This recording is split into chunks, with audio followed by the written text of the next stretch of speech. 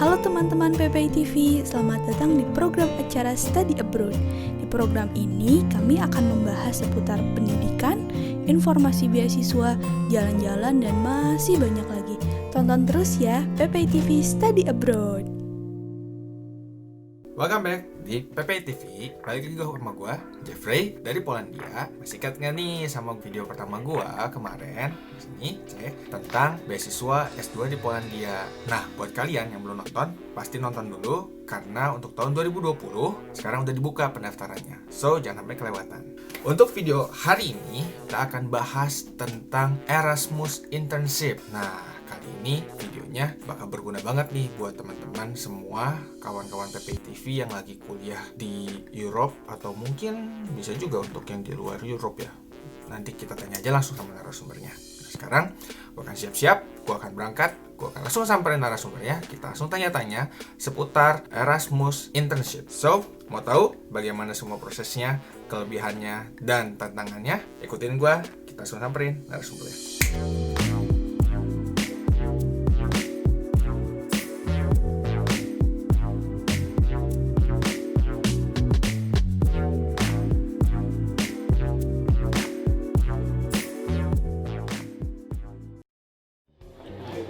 So, sekarang gua udah sama narasumber kita hari ini. Halo. Boleh perkenalan dulu nih, biar teman-teman PPI TV semua yang nonton tahu nih. Jadi, boleh perkenalan dulu. Halo, nama saya Candia Paramita Marhendra, bisa panggil saya Caca. Saya barusan lulus dari Politecnico di Milano di jurusan Sustainable Architecture and Landscape Design Oktober kemarin, dan di Warsaw saya barusan selesai internship buat Erasmus.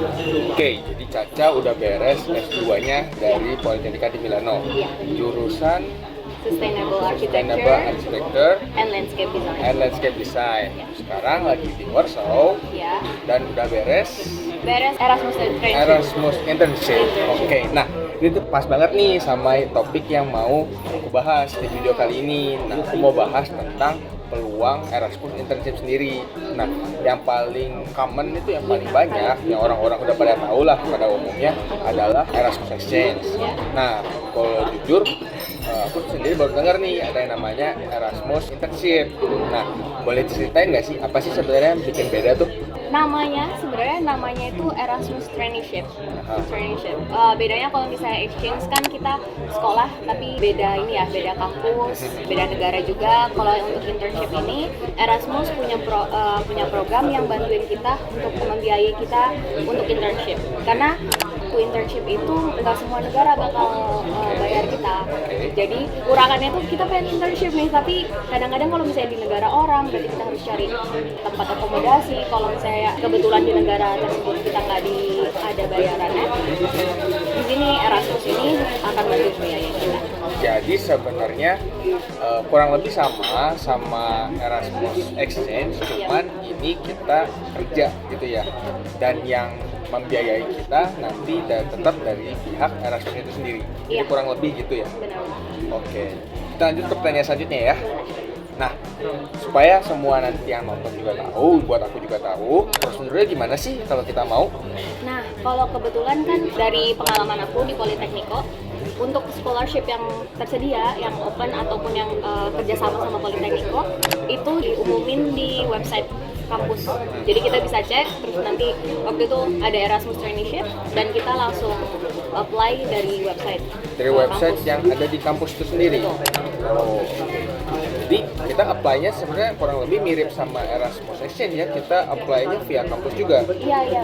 Terus nanti gimana caranya kita pilih perusahaannya yang mana gitu? Apakah random atau kita pilih juga? Kan kalau Erasmus Exchange kan kita pilih nih, kita mau misalkan kampus ini kita pilih daftar, akhirnya kita bisa berangkat ke sana kalau kita dapat. Nah, kalau yang internship sama juga. Nah, kalau internship itu jadi ketika kita daftar, yang harus kita apply adalah buat jurusanku, ada CV sama portofolio. Itu dua itu. Nah, tapi nanti ketika kita mau apply, kita ada pilihan. Kita bisa memasukkan 3 nama perusahaan. Satu perusahaan harus ada dalam list yang Erasmus disediakan. Nah, dengan memasukkan nama itu tuh belum tentu jaminan kita akan mendapatkannya. Walaupun kita dapat Erasmus, belum tentu sama perusahaannya bakal diterima. Tapi kita harus memasukkan 1 dan sisa 2 slotnya itu kalau misalnya kita sudah punya perusahaan terpilih yang kita sudah di approve untuk internship, kita bisa tulis nama perusahaan itu di situ.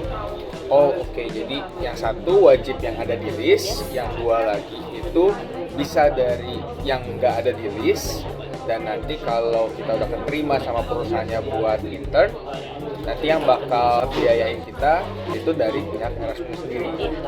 Oke, interesting.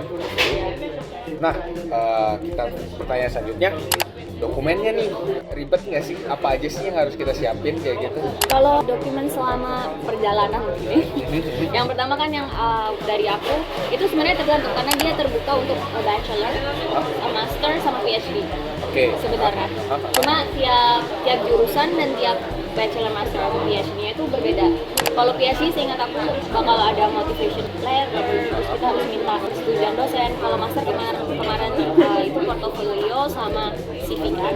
Terus dalam perjalanan itu kalau misalnya kita udah keterima, kita harus melampirkan surat kalau kita sudah diterima di salah satu perusahaan. Itu nanti baru terakhirnya adalah form yang Erasmus kasih. Oh oke. Buat di-fill antara kita sama perusahaannya. Kita tuh dokumennya kita kirim-kirim atau online atau Online. semuanya Itu online? iya. Oke. Ke websitenya? Enggak, ke email. Jadi kita kalau di Politeknik itu ada namanya Career Service. Nah, dia kayak perantara antara Erasmus sama. Oke. Jadi kalau buat teman-teman yang mau ikut ngecek ke Caca, baiknya komunikasi dengan baik ya berarti sama pihak karir dari kampusnya ya. Iya. Karena mereka punya informasi yang lebih dalam dan proseduralnya gimana. Iya.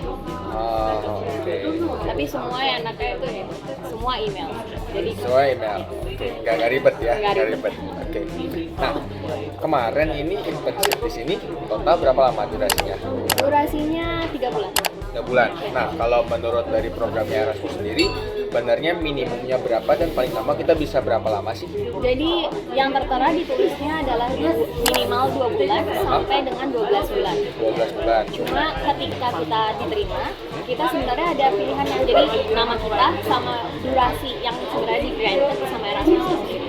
Nah, pertama aku mengajukan 6 bulan, cuma sama Erasmusnya di granted buat 3 bulan. 3 bulan. Iya. Jadi yang menentukannya pihak Erasmus. Iya. Pertanyaan terakhir nih, Iya. nggak apa-apa ya? Boleh. Pertanyaan terakhir. Nah, setelah ngejalanin ini semua, dari pendaftaran, dari mulai internnya, sebelum mulai intern pindah dari Itali ke Warsaw, terus mulai internnya, beres internnya, yang Caca sendiri personal ngerasain yang didapetin tuh benefitnya apa sih dengan ambil program Erasmus internship kayak gitu? Apa sih yang sampai Caca tuh pengen terus sekarang udah selesai apa yang didapetin gitu? Yang didapetin environment gimana kita kerja di Europe country. Terus karena kebetulan aku tuh keterimanya di salah satu perusahaan yang memang kerja sama Erasmusnya. Jadi dia salah satu dalam list. Jadi perusahaan ini tuh sudah biasa untuk ketemu sama mahasiswa magang ini ya. yang internasional. Jadi mulai dari kerja bareng beda-beda background, beda-beda negara. Terus karena kotanya juga baru, negaranya juga baru, itu pengalaman baru juga sih namanya. Jadi Pengalaman. rekomen atau enggak? Rekomen banget. Rekomen banget ya. Iya. Jadi teman-teman yang mau ikut dari Caca sendiri personal dia sih rekomen ya. Nah, Harus. tadi sebelum kita ngambil video ini, aku tuh sempat berpikir pertanyaan satu gitu. Siapa sih sebenarnya yang bisa daftar program Erasmus internship ini? Apakah cuman orang kita aja mahasiswa yang di Europe, atau mungkin ada teman-teman kita yang kan lagi kuliah S2 di Indonesia sendiri, atau di luar Indonesia tapi masih di Asia atau di Amerika yang mau ikutan ini sebenarnya possible nggak sih menurut Caca? Kalau kayaknya ya, tahu aku kalau Erasmus itu dia bekerja samanya sama negara-negara Eropa. Jadi kayaknya backgroundnya itu harus sekolah di Eropa. Terus dia harus bekerja sama juga. Karena ini aku nggak terlalu ini sih nggak terlalu paham ya. Cuma ya kayaknya itu karena ada peraturan bahwa yang bisa Erasmus ini adalah yang masih sekolah di di kampus mana, misalnya kampus aku, ataupun yang barusan lulus dengan durasi waktu maksimal. Berarti kurang lebih, nanti mungkin kalau teman-teman ada yang mau harus cross check lebih lanjut lagi ya, tapi kayaknya kurang lebih memang harus dari mahasiswa aktif atau yang udah lulus dari kampus yang memang punya hubungan dengan Erasmus itu sendiri ya. Iya, kayaknya sih. Oke. Well, bagi teman-teman nanti yang di luar dari kampus yang kerjasama sama Erasmus itu sendiri, mungkin bisa dilihat lebih jauh lagi, siapa tahu memang kesempatan itu terbuka juga buat kalian. Well, mungkin segitu aja, informasinya udah banyak banget yang bisa kita pelajarin, yang aku yakin bermanfaat buat aku sendiri dan buat teman-teman semua juga yang nonton nanti. Well, aku mewakili dari teman-teman PPI TV semua, maupun pengurus maupun penonton, mengucapin sukses terus buat Caca. Kuliahnya udah beres, S2-nya keren banget, terus internship juga udah beres. Sukses terus buat rencana kedepannya, apapun yang direncanakan. Sampai ketemu lagi, kalau bisa kita bikin video lagi selanjutnya. Siap. Oke, so segini aja wawancara sama Caca tentang Erasmus Internship. So bagi kalian yang mau nggak ketinggalan informasi-informasi keren lainnya, jangan lupa kunjungin terus channelnya PPI TV dan lihat semua video-video keren lainnya. Oke, bye-bye. Bye.